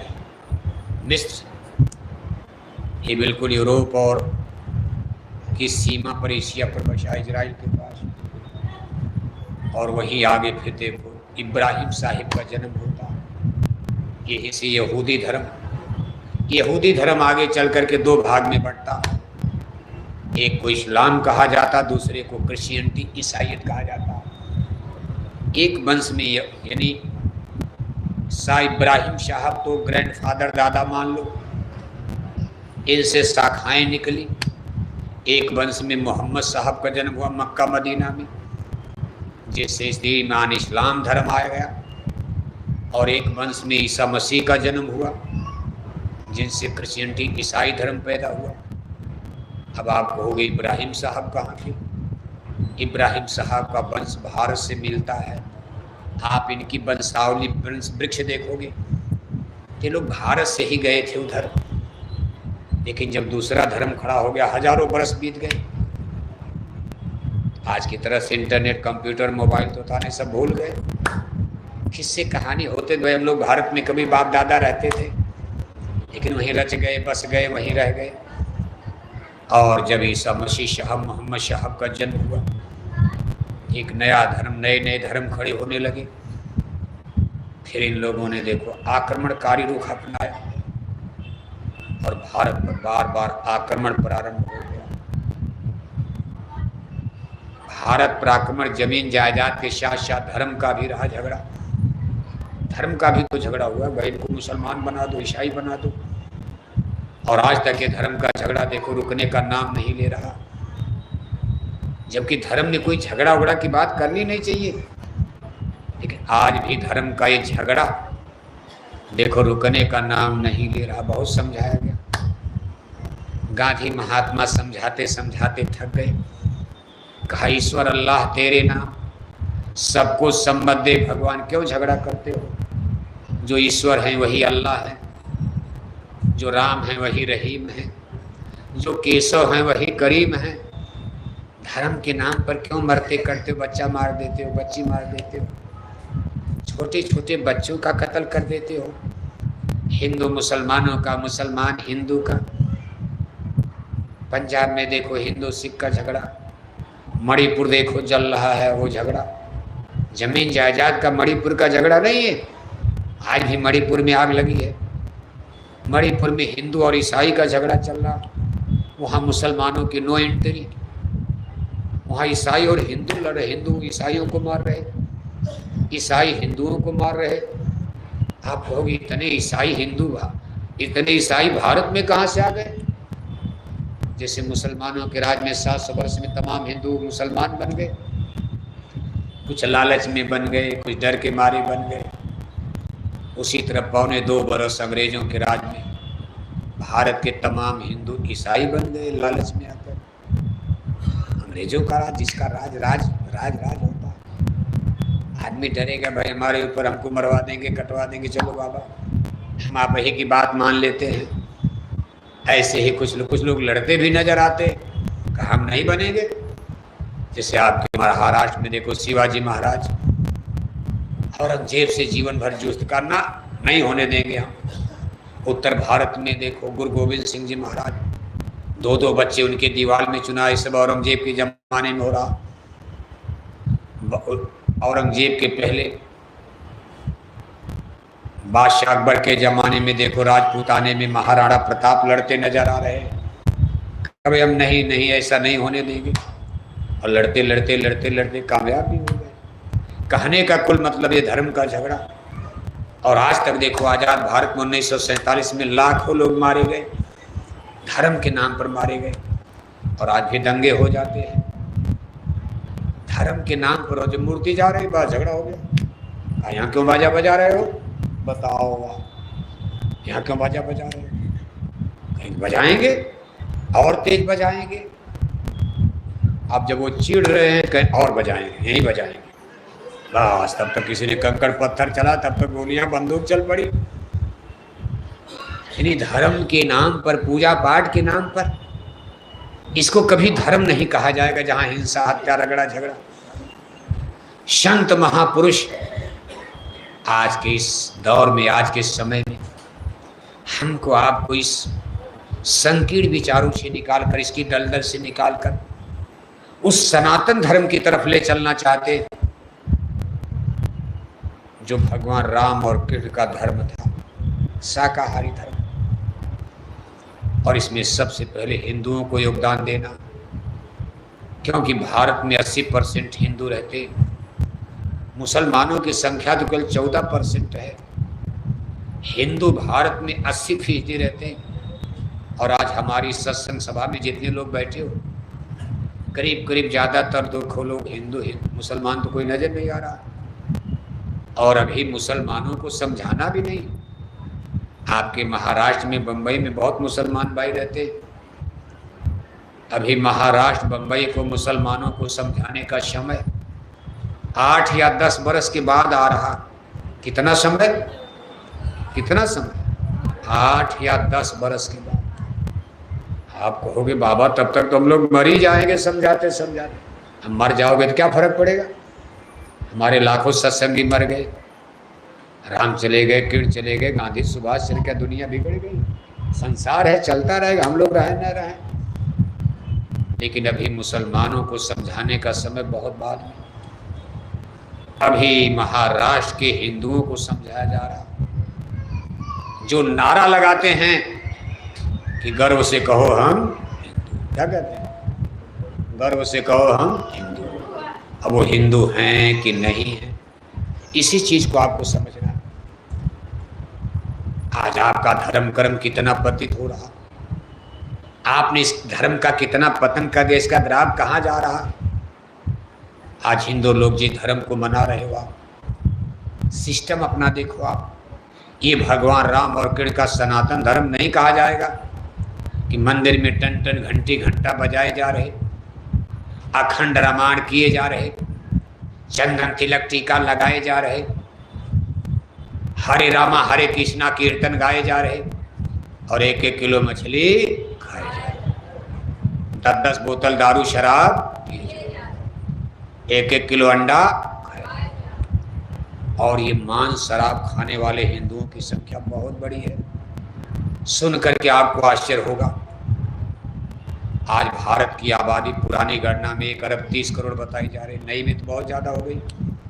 कोरोना के कारण नई गणना नहीं हो पाई अभी। पुरानी गणना से आप देखोगे 1 अरब 30 करोड़ की आबादी में आज भारत में 1 अरब 4 करोड़ हिंदू, 18 करोड़ मुसलमान, बाकी 8 करोड़ में सभी धर्मों के लोग रहते। 1 अरब 4 करोड़ हिंदू में आज 82 करोड़ हिंदू मांस खाते, अनुमानित आंकड़ा। 82 करोड़ हिंदू मांसाहारी और 22 करोड़ हिंदू शाकाहारी। मतलब एक हिंदू शाकाहारी तो सामने 4 हिंदू मांसाहारी। जितने हिंदू भारत में शाकाहारी, उसका 4 गुना हिंदू भारत में मांसाहारी। अब बताओ धर्म कहाँ बचने वाला है? कहाँ से धर्म बचेगा? अगर धर्म में मांस खाना उचित है तब तो चलो कोई बात नहीं, लेकिन ये सत्य है। सनातन धर्म में हिंसा, हत्या का, पशु पक्षियों की सड़ी गली मुर्दा मांस का भक्षण, इसको गीता में भी मना किया गया, रामायण में भी मना किया गया। हिंदुओं के लिए इससे बड़ा पवित्र ग्रंथ क्या हो सकता? रामायण गीता को छोड़कर कौन किताब पढ़ो बताओ? और किताबें सब ठीक है, लेकिन हिंदू धर्म के पवित्र ग्रंथ हैं, स्पिरिचुअल लिटरेचर्स ग्रेट, रामायण और गीता। भगवान राम की रामायण, भगवान श्री कृष्ण जी महाराज की श्रीमद् भागवत गीता, इन दोनों ही किताबों में मांसाहार वर्जित बताया गया। अब आपने न जाने कहां से पढ़ पढ़ करके जो मन में, आज इस चीज को जय गुरुदेव मिशन की तरफ से देखो समझाया जा रहा। कै बजा बाबू साहब? लेट तो नहीं हो रहा? क्यों? अरे बुद्धि राम, पूरी उड़ी बनी कि नहीं? आप आ गई? भोग लग गया? पूरी ठंडी तो नहीं हो जाएगी? बम्बई तो 9 बजे के बाद तो बम्बई जागती है। बम्बई तो रात ही में जागती है, रात भर जागती है, ड्यूटी करनी है। थोड़ा विलम्ब हो गया कार्यक्रम में, लेकिन फिर भी तो देखो आप जय गुरुदेव मिशन की तरफ से शाकाहारी सदाचारी मानव धर्म का प्रचार प्रसार फैलाव विस्तार, इसी मकसद और उद्देश्य हो रहा। आपका मन शुद्ध हो जाए, बुद्धि शुद्ध हो जाए, तभी तो आपका स्पिरिचुअल डेवलप, आत्मा का विकास होगा। भजन नहीं है तामस देहा, निर्मल मन जन सो मोहि पावा, मोहि कपट छल। भगवान खुद कह रहे हैं, ईश्वर का कथन है, रामायण में लिखा कि भगवान कह रहे हैं कि भाई मुझको वही पा सकता, मेरे पास वही आएगा जिसका मन निर्मल होगा, पवित्र होगा। मांस और शराब खाने से तो मन गंदा होता, अशुद्ध होता। अभी तो मन को निर्मल करने के लिए फिर आपको नाम का साबुन, नाम कमाई, शब्द कमाई, स्पिरिचुअल एक्सपेरिमेंट, आध्यात्मिक कसरत, साधना, उपासना भी करनी। मन को पूर्ण साफ करने के लिए आध्यात्मिक साधना होती नाम। ज्यों ही नाम हृदय पड़ा, भया पाप का नाश, मानव जिंदगी आग की पड़ी पुरानी घास। जैसे घास फूस का ढेर, आपने थोड़ा धूप दिखाया, एक चिनगारी मारा, सब जल करके भस्म हो जाता। ऐसे नाम शब्द अगर अंतर घाट पर घट में प्रज्वलित हो जाए, ये नाम की ज्वाला, नाम की अग्नि, हमारे मन की सारी काई कूड़ा कचरा पाप भस्म हो जाता है जलकर। लेकिन इसी नाम को प्रकट करने के लिए आपको पहले शाकाहारी तन को माजो, शरीर को शुद्ध करो, पवित्र करो, तन को, मन को, बुद्धि को, चित्त को। इसलिए ये चीज, अगर आपको अपने आत्मा का कल्याण करना, मालूम नहीं आत्मा के कल्याण की चिंता है, आपने यही ठान लिया कि भाई खाओ पियो मौज करो भले नरक जाएंगे, तब आपको शाकाहारी बनने की तब बीमारी लग जाएगी, बहुत होगा बीमारी लग जाएगी। एक खतरा तब भी रहेगा, पूजा तो नहीं बनेगी मांसाहारी आदमी की कभी भी। आत्मा का पूजा तो आप करोगे, घंटी बजाओ, घंटा बजाओ, मंदिर नहाओ, गंगा नहाओ, गोदावरी नहाओ, गणेश की पूजा, माँ काली की पूजा सब करो, कौन मना करता। लेकिन आपकी आत्मा का डेवलप नहीं हो सकता, आत्मा का कभी विकास नहीं हो पाएगा अगर आप मांसाहार करोगे। मान लो आपको आत्मा के विकास की चिंता नहीं है, हमको आत्मा नहीं मानना बाबा, तो मांसाहार करने से हो सकता आपको बीमारियों का, बीमारियां शाकाहारी को भी लगती हैं, मांसाहारी को कुछ बढ़कर लग सकती, शाकाहारी आदमी को बीमारी लग जाएगी, हो सकता ठीक भी हो जाए। वही बीमारी मांसाहारी को लग गई तो ठीक होना कठिन होता। जैसा कोरोना में इसका प्रयोग देखा गया, कोरोना में मांसाहारी लोगों पर इसका असर ज़्यादा पड़ा, शाकाहारी लोगों पर कोरोना की बीमारी का असर पड़ा तो लेकिन कम पड़ा। लेकिन फिर भी आपके लिए खतरा है मांसाहार में बीमारियों।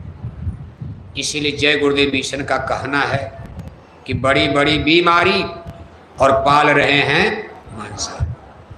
कौन पाल रहे? पाल रहे हैं शाकाहारी नहीं, बड़ी बड़ी बीमारी पाल रहे हैं।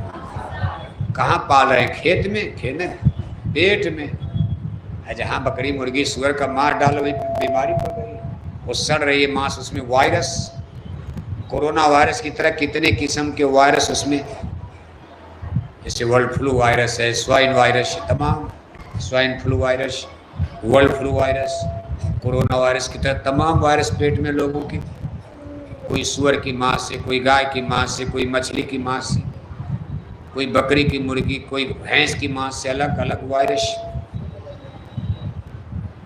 यानी कुल मिलाकर मांसाहार किसी के लिए अच्छा नहीं है। आपका विचार है, इतनी जल्दी तो आप बंबई में मानोगे नहीं।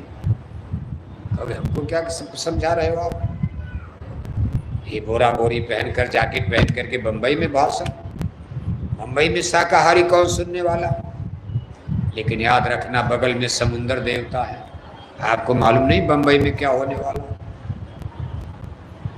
अगर ईश्वर प्रभु को मंजूर होगा, आदमी दो ही चीज से मानता। एक गंवाई कहावत कही गई कि या तो माने बात से और नहीं तो माने, नहीं तो माने। अब हम नहीं बोले कि देखो मशीन लगी है, लेकिन आपकी आवाज इसमें नहीं जा रही, आप जोर से बोल सकते हो, या तो माने बात से और नहीं तो माने। रावण नहीं मान रहे थे, भगवान राम ने कहा प्रार्थना नहीं, ऑपरेशन करो, ऑपरेशन कर दो लंका का काउंटर को। ऐसा काउंटर किया, खेल खत्म। राजा महाराजा द्वापर में नहीं, भगवान के ने कहा मारो इनको, खत्म करो। बिगुल बज गया, कुरुक्षेत्र मैदान में देखो सब लाशें पड़ गई, खून की नदियां बह गई। हमारे गुरु महाराज का कथन, भाई जो काम ये हो रहा है ये उसी तरह का काम है जैसे राम का, कृष्ण का काम। ये काम नहीं इंसान का, ये काम है, ये काम है, ये भगवान का काम हो रहा। शाकाहारी vegetarian Bombay, vegetarian Maharashtra, vegetarian India, शाकाहारी बम्बई, शाकाहारी महाराष्ट्र, शाकाहारी इंडिया यानी भारत, वेजिटेरियन दी वर्ल्ड, शाकाहारी संसार। बड़ा लंबा संकल्प है। अब आप कहोगे महाराज ये होगा कैसे? आदमी के आदमी की सोचोगे तब तो नहीं होगा, ये आदमी के बस का ही नहीं है। इसीलिए इतना बड़ा एक प्रोजेक्ट है, इतना बड़ा ये मिशन है। इसीलिए गुरु महाराज ने कहा ये काम नहीं इंसान का, ये काम है। आप शाकाहारी बना पाओगे? आप अपने बेटा बेटी को नहीं समझा पा रहे हो। थोड़ा इंजीनियर डॉक्टर की पढ़ाई पढ़ लिए, आप जैकेट पहन के शाकाहारी प्रचार कर रहे, बच्चों को इंजीनियर डॉक्टर बंबई में पढ़ा दिया, वो जाकर वहाँ अंडे खा रहे हैं, मछली खा रहे हैं। आप ऐसे वो बहस करते, कहे दादा पागल हुए हो, दुनिया कहाँ पहुँच गई। आदमी का बनाया जहाज चंदा मामा तक जा रहा, और आप ये बोरा बोरी जैकेट पहन के शाकाहारी शाकाहारी चिल्ला रहे हो। आप कहाँ पीछे बात कर रहे हो, दुनिया आगे जा रही।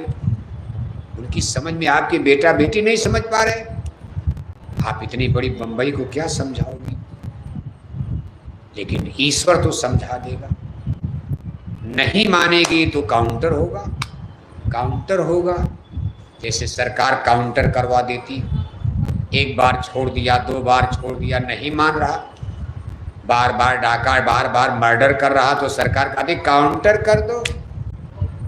ऐसे भगवान भी काउंटर कर देते। उस काउंटर को गुरु महाराज ने एक्सप्लेन किया है। जब ईश्वर की तरफ से काउंटर होगा तो राख बनेंगे महानगर तक। बंबई भी महानगर है, लेकिन अब आप चूंकि इतने लोग यहाँ रहते हो, एक विभीषण की लंका में रक्षा, आप तो हजारों लोग बंबई में हो, जैकेट वाले, बोरा वाले। इसलिए बंबई का काउंटर तो भगवान को भी सोचना पड़ेगा। एक विभीषण को बचाने के लिए हनुमान गए, निकाल कर लाए। जब तक विभीषण लंका में रहे काउंटर नहीं हो सकता। जहां हजारों नामदानी हो, सत्संगी हो, उसका काउंटर इतना आसान है। फिर भी मुंबई महानगर है, आफत तो आएगी। घर राख बनेगी महानगर तक, एटम के अंगारों से पत्ता पत्ता झुलस जाएगा। विश्व युद्ध टंकारों से मानव की क्या पेश चलेगी, अंबर तक फट जाएगा। ये धरती का सारा आंगन लाशों से पड़ जाएगा। जानवर का खून तो बंबई में बहुत बह गया। गाय का, बैल का, बकरी का, मुर्गी का, सूअर का खून तो आदमी ने बहुत बहाया। हिंदुओं ने बहाया, मुसलमानों ने बहाया। मुसलमानों ने गाय, बैल, बकरी, मुर्गी, हिंदुओं ने बहाया बकरी, मुर्गी, सूअर। बहाया तो खून दोनों ने। खून खून तो एक है, क्या बकरी क्या गाय। आपकी उंगली काट दी जाए दर्द होगा, मुसलमान की काटो उसको भी दर्द होगा। अमीर की उंगली काटो उसको भी दर्द, गरीब की काटो उसको भी दर्द। गाय की टांग काटो उसको भी दर्द, बकरी की काटो उसको दर्द, कुत्ता कुतिया काटो दर्द, सुअर की काटो उसको दर्द, मुर्गी की काटो उसको दर्द। ये नहीं कि गाय को ज्यादा दर्द, बकरी को कम दर्द। इसलिए सबको पाप लग गया, हिंदू को, मुसलमान को। ये नहीं कि मुसलमानों को ज्यादा पाप, हिंदू लोग पाप से बच जाओगे। इतना पशु पक्षी निरीह इन प्राणियों का आपने खून बहाया है। अपना कर्म कर्जा चुकाने के लिए कर्म प्रधान विश्वरच राखा, जो जस करी सो तस फल चाखा। अपने कर्मों का प्रायश्चित सब आपने खून बहाया। अब खून बहाने वाले आदमियों का खून बहने की बारी आ रही है। जैसे राजाओं ने सबके साथ अत्याचार किया, खून बहाया। कुरुक्षेत्र मैदान में उन राजाओं का, राजकुमारों का खून बहा, उनका भी खून बहा। हस्तिनापुर, कुरुक्षेत्र की धरती खून से लाल हो गई।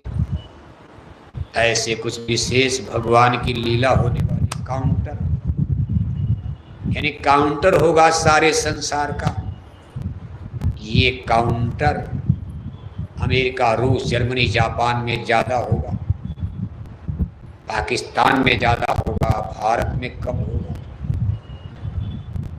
विशेषकर उन इलाकों में जहां ज्यादा लोग शाकाहारी हैं, वहां ये काउंटर कम होगा। समुद्र की पट्टी पर जहां ज्यादा लोग मांस खाते हैं, वहां ये काउंटर कुछ बढ़कर होगा। आपके भरोसे भगवान नहीं कि तमिलनाडु प्रचार करो, बंबई प्रचार नहीं कर पा रहे हो आप, सोलापुर, कोल्हापुर प्रचार नहीं आपके शाकाहारी का। आप तमिलनाडु, केरल क्या प्रचार करो, वहां तो मछली ही मछली है। वहां तो मछली का नमकीन बना के बेचा जाता है। बंगाल में क्या प्रचार करोगे? बंगाल के चटर्जी बनर्जी ब्राह्मण लोग भी पूजा में मछली, जैसे आप पूजा करते हो, फल और मिठाई रखकर पूजा करते हो। बंगाल चले जाओ, वहां के हिंदू, और हिंदुओं में भी चटर्जी बनर्जी, जिनको ब्राह्मण देवी की पूजा में मछली रखकर पूजा करते, उसको प्रसाद बनाकर टुकड़े टुकड़े काट कर गांव में बांटा, जैसे फल बांटते, मिठाई, पूजा, प्रसाद। क्या समझाओगे आप? इसलिए काउंटर वहां ज्यादा होगा बंगाल में। बुरा मत मानना, महाराष्ट्र में भी होगा। मराठे लोग भी बिगड़ते जा रहे हैं। शराब पीने की आदत गंदी, मांस खाने की, इससे कितना करप्शन, कितनी बुराई। महाराष्ट्र से खबर गई कि बच्चियों के साथ, हर प्रदेश से खबर आ रही, 1 मिनट में एक बलात्कार की सूचना मिल रही। बताओ, अब तो मीडिया है, कहाँ क्या हो रहा तुरंत मोबाइल में आ रहा है। आज 1 मिनट में एक बलात्कार, बताओ 60 मिनट, 1 घंटा में 60 बलात्कार। और बलात्कार का रूप जरा देखो, उसका एक नमूना भी आपने कलकत्ते में देखा। सबके हाथ में मोबाइल है, सब सूचना आ रही। मेडिकल कॉलेज जहाँ बच्चे बच्चियाँ डॉक्टर की पढ़ाई पढ़ रहे हैं, वहाँ की बेटियों ने, डॉक्टर बेटियों ने प्रिंसिपल से कहा कि आधी रात को शराब पीकर गुंडे आते हैं, हम लोगों को ब्लैकमेल करते हैं, नंगी नंगी फोटो बनाते हैं। आप इनको रोको। प्रिंसिपल का उनसे रिश्ता नाता था, प्रिंसिपल को भारी कमीशन मिलता था पैसा कमाने के लिए। बताओ आप मेडिकल कॉलेज में आप फोटो बनाने के लिए फिल्म बना रहे हो, शूटिंग कर रहे हो, वहाँ डॉक्टर बनाया जा रहा है कि फिल्म बनाई जा रही। क्या समाज गंदा कर दिया। प्रिंसिपल वो भी मेडिकल कॉलेज का, इतना पढ़ा लिखा विद्वान आदमी, अंत में देखो घटना घट गई। शराबी गुंडों ने डॉक्टर बेटी के साथ इतनी बुरी तरह मारा, हड्डी हड्डी चूर करके मार दिया। लोग कहते जैसे कहते टांग फाड़ देंगे, टांग फाड़ दिया 90 डिग्री पर। आदमी जानवर हो गया कि शैतान हो गया। और पता चल रहा है कि जो सबसे बड़ा उसमें गुनहगार है, मुलजिम है, वो बिल्कुल शराब के नशे में धुत था। बच्ची चीख रही है, चिल्ला रही है, बेहोशी की हालत में रो रही है और उसके साथ बलात्कार कर रहा है। बताओ इतना बुरा पाप तो रावण ने भी नहीं किया होगा। बच्ची दर्द के मारे चिल्ला रही है, हाथ फूट गई, आंख में चश्मा धंस गया, हड्डी टूट गई है, चेहरे पर नाक आंख तोड़ दिया। वो तो जान बचाने के लिए रो रही है, उसके साथ बलात्कार कर रहा। क्या समाज बना दिया। एक ही बंगाल का सवाल नहीं है, महाराष्ट्र में भी हो रहा है, कुछ सूचना यूपी में भी हो रहा, बिहार में भी हो रहा, हर जाति में हो रहा, हर धर्म में हो रहा। कौन सा धर्म आप पालन कर रहे हो बताओ। आप रामकृष्ण का धर्म है।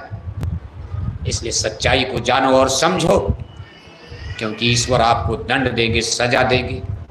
जय गुरुदेव मिशन कोई कथा का नाम नहीं, कीर्तन नहीं सुना जा रहा, मूर्ति विसर्जन हो रहा, चलो 10 रुपया दक्षिणा देंगे, घर में मछली खाओ जाके। ना ना ना, ये सारे आडंबर पाखंड का भंडाफोड़ होगा।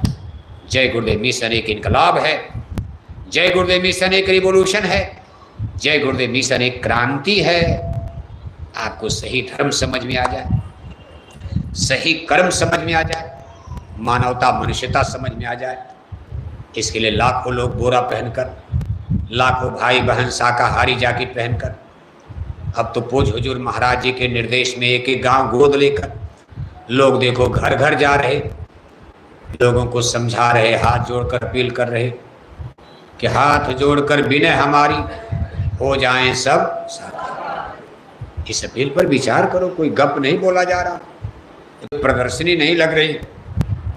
ये आपके हित के लिए आने वाले भविष्य में, फ्यूचर में आपके लिए लाभकारी होगा। हमारे पूज हुजूर महाराज जी स्वयं देखो जाड़ा गर्मी बरसात की परवाह किए बिना लगातार निरंतर अपने छोटे बड़े काफिले लेकर बराबर निरंतर चल रहे। अभी अगस्त के महीने में राजस्थान प्रदेश सीकर जिले में, अब इस समय देखो उत्तर प्रदेश के बलरामपुर, गोंडा, बहराइच, श्रावस्ती, 4 जिले में ही 3 महीना सितंबर, अक्टूबर, नवंबर एक एक ब्लॉक में 2-2 कार्यक्रम, सघन कार्यक्रम करते हुए फिर वो मथुरा आश्रम पधारेंगे, जहां दिसंबर में राष्ट्रीय स्तर का प्रोग्राम भंडारे का कार्यक्रम, जिसमें देश विदेश के लाखों भाई बहन पधारते। 8 दिसंबर से 12 दिसंबर तक 2 घंटा सुबह 2 घंटा शाम, लगातार 5 दिन आपको सत्संग सुनने को मिलेगा। 10 दिसंबर जो पूजा की मुक्ति की तारीख है, उस दिन संस्था प्रमुख पूज महाराज जी का दर्शन, उनका सत्संग, नए लोगों को नामदान, गुरुदीक्षा, गुरु मंत्र भी प्रदान किया जाएगा। नाम कमाई, शब्द कमाई, सूरज शब्द योग, नाम योग साधना का सीधा सच्चा सुगम शाश्वत सनातन मार्ग। हमारी आत्मा वेद वाणी ब्रह्म वाणी को पकड़कर कैसे ब्रह्मांड की यात्रा करेगी। सूरत नाम धुन को पकड़कर शब्द की डोली नाम के जहाज में बैठकर ईश्वरक वैकुंठ देवी देवताओं के मुकाम मंजिल पर कैसे जाएगी। बाहर से कोई रास्ता नहीं, आप धोखे में हो। परमात्मा का रास्ता मुर्शिद रेनो बीच ने भी घड़ घड़ व्यापी शाइयां, सभी संतों ने इसलिए इमिटेशन, मन बुद्धि चित्त का कंसंट्रेशन, मन बुद्धि चित्त को दोनों आंखों में रोकने का सबने सलाह दिया। अपने मन बुद्धि चित्त की चेतन धार को यहाँ कंसंट्रेट करो, राम नाम बड़ी प्रज्वलित होगी और यहाँ शब्द धुन प्रकट होगी। जैसे पानी की धार पर मछली चलती, ऐसे शब्द की धार पर सूरत ब्रह्मांड की यात्रा करेगी। निकल चलोगे, अब आप बाहर में भटक रहे हो। गुरु कहे जगत सबंधा, कोई कहे न घट की श्रद्धा। इसका सिलसिलेवार एनालिसिस, विश्लेषण, एक्सप्लेनेशन आप आएंगे मथुरा, पूज महाराज जी आपको समझाएंगे, बताएंगे। घर गृहस्थी में रह करके ही भगवान का भजन करके आत्मा का कल्याण कर लो, जो जीवन का मूल विषय है। बाकी तो सब रगड़ा झगड़ा दुनिया चलती रहेगी। हम आप क्या इसको ठीक कर पाए? राम चले गए फिर गड़बड़ हो गया, भगवान के ठीक करके गए फिर गड़बड़, गांधी सुभाष इतना बना करके गए फिर गड़बड़, तो चलता रहेगा। यहाँ से निकल जाना ही ठीक है। धाम है अपने चलो भाई, पराए देश नहीं रहना। काम है अपना करो जाई, पराए काम नहीं फंसना। पराया माने माया का काम में मत फंसो, असली अपने काम आत्मा का कल्याण। ये चीज जानने समझने के लिए आप मथुरा आइएगा। अब देखो पुराने लोग तो जाते ही हैं, लेकिन जो नए लोग हो, कभी नहीं गए हो मथुरा, एक बार आप आओ और इस चीज को नजदीक से देखो, जानने समझने की कोशिश करो। मथुरा मंदिर के देवता से दया दुआ आशीर्वाद बरकत की प्रसाद भी बटेगी, मिलेगी। इन सारी चीजों का लाभ फायदा लेने के लिए आप सभी भाई बहन सादर आमंत्रित हैं। के लिए समय दान दिया, इतने टेम्परेचर में गर्मी में दूर से चलकर अपना डीजल पेट्रोल भाड़ा किराया लगा करके अपने छोटे छोटे बच्चों को ले करके आप आए, इसके लिए हम आप सबको धन्यवाद देते। विशेषकर इस कार्यक्रम के आयोजक देखो हमारे भाई बुधिराम जी, हमारे भाई मौर्या जी भंडारी, हमारे भाई गुप्ता जी, ये सब लोग जो कल्याण संगत के सूत्राधार हैं, आधार हैं। पहले तो बहुत हार्ट डैमेज हो गया था, लेकिन आज आपकी भीड़ कुछ अच्छी नज़र आ रही, अच्छा लग रहा। कुछ तो जरूर बढ़ोतरी हुई, विकास हो रहा धीरे धीरे। कुछ नए हैं, कुछ पुराने हैं, चल इसी तरह धीरे धीरे अच्छाई चीज़ जल्दी समझ में नहीं आती। हम सबको धन्यवाद देते हैं। बहुत सारे नए पुराने चेहरे इस सत्संग सभा में मौजूद हैं, सबको बहुत बहुत धन्यवाद है। देखो हमारे भाई पाल जी, चौधरी साहब, ये लोग कितनी दूर से चल करके नाला छुपारा, और अभी कल एक कार्यक्रम और इन लोगों के जिम्मे है। कौन जगह है? खपुरी, खड़ौली स्टेशन भी है। ये आपकी नासिक जो है इसी लाइन पर खड़ौली में कल कार्यक्रम, वो दिन का कार्यक्रम 12 बजे दिन में है। वहाँ से फिर हमको पालघर जाना है। परसों का कार्यक्रम पालघर, उसके अगले दिन वापी, अगले दिन सूरत, अगले दिन नरेंद्र गांव सूरत, उसके बाद वालंबा, उसके बाद नंदुरबार, इसके बाद मध्य प्रदेश में।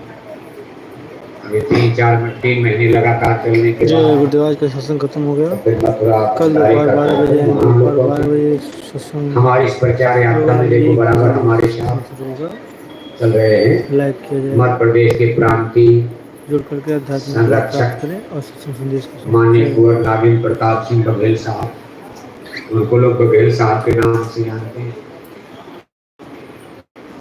गुजरात प्रदेश अहमदाबाद माननीय जीतू भाई पटेल जी, उत्तर प्रदेश गोरखपुर जिले के बाबू रामदेव सिंह जी, उत्तर प्रदेश जौनपुर जिले के डॉक्टर शेखर साहब, ये तमाम लोग देखो ऐसे लाखों संगठन कोई 10-20 आदमी करोड़ चलता। गुरु महाराज लाखों करोड़ों को तैयार करके गए, तब तो धीरे धीरे और निश्चय ही धीरे धीरे प्रगति हो रही, विकास हो रहा।